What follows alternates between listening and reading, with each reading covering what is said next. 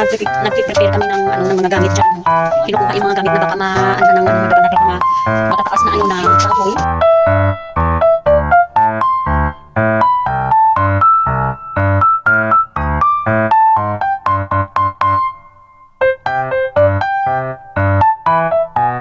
Hello mga kamamshi. Andito kami ngayon sa sa labas. At yung asawa ko ay nagpe-prepare kami ng ng mga gamit diyan ho. Kinukuha yung mga gamit na baka maanhan ng madaganadak mga matataas na na kahoy. Ayon, dahil preparation lang po.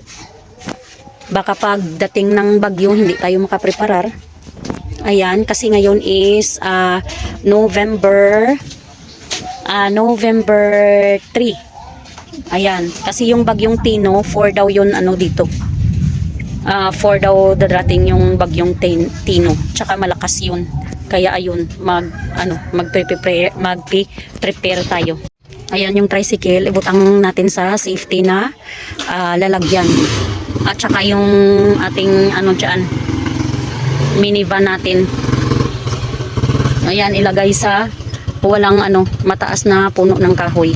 At saka ito nilagay na nila dito sa baka ito ay maanod pagka malaki na yung malaki na yung tawag nito, yung tubi. Ayan, at saka ito pinapaandar. Wala tayong magawa, andyan dyan si Bosalo. Ayan, dyan nilalagay. At saka ito mayroong tricycle din sa kapatid din niya.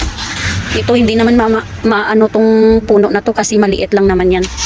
Ayan. Tas ayan. Yung carry.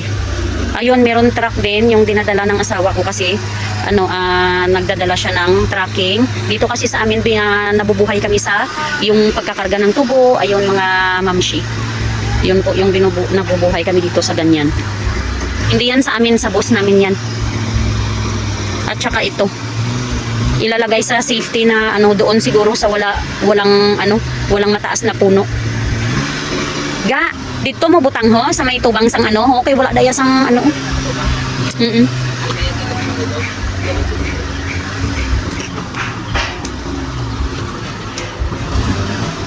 Atras ka na lang, atras.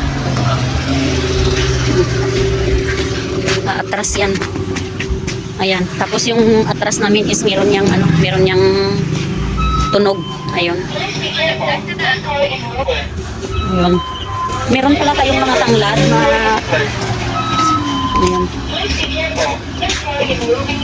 Ayan, lagay natin sa safety yung ating mga gamit para kung malakas man yung bagyong darating wala tayong pag-alinlangan. Kasi nasa safety yung Tsaka yung sa bahay namin noon mga kamamshi, meron diyaang mga malalaking puno. Ngayon wala na. Ayun na lang yung naiwan. Nung nag-udet, hindi pa nag-udet, maraming malaking puno diyan. Ayan, tapos mabuti na lang yung mga puno diyan, hindi natumba doon dito sa bahay namin. Ayan, tapos pagtapos ng udet, saka pinutol yung mga puno diyan na malalaki. Kaya ngayon wala nang punong malalaki. Ayun. Please be careful. This car is moving backward. Please be careful. This car is moving. Ay, hindi pala nang open, hindi pala ma-open. Ayan, open natin. Ayan. Medyo kinakalawang na yung mga Ayan po yung loob. Ayan. Ang maganda dito mga mamshi sa sa minivan, yung carry is hindi mahal yung maintenance nito, yung mga tawag nun accessories niya. Yung kanyang mga accessories hindi mahal bilhin compare sa yung bibili ka ng kaso lang gasolina lang siya. Hindi mahal compare doon sa mga mahal din na na sasakyan. Ayun, dito natin ilagay para safe dyan, walang kahoy. At saka ayan, meron kaming mga dito mga kamamshi, dito lang sa gilid-gilid. Ngayon, pinaatras ko siya mga kamamshi kasi dito harangan, ito lang yung daanan ng tao. Sabi ko bigyan lang ng maliit na daanan dito. Ayan.